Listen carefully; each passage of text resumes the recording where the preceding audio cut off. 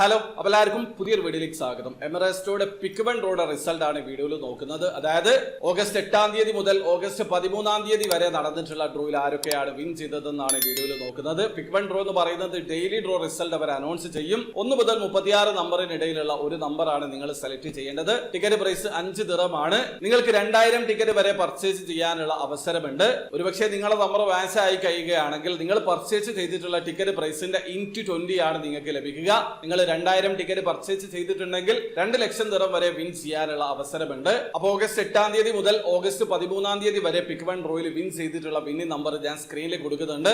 അപ്പോൾ നിങ്ങൾ ആ ഒരു കാറ്റഗറിയിൽ വിൻ ചെയ്തിട്ടുണ്ടോ എന്നുള്ളത് നോക്കി ഉറപ്പ് വരുത്തുക.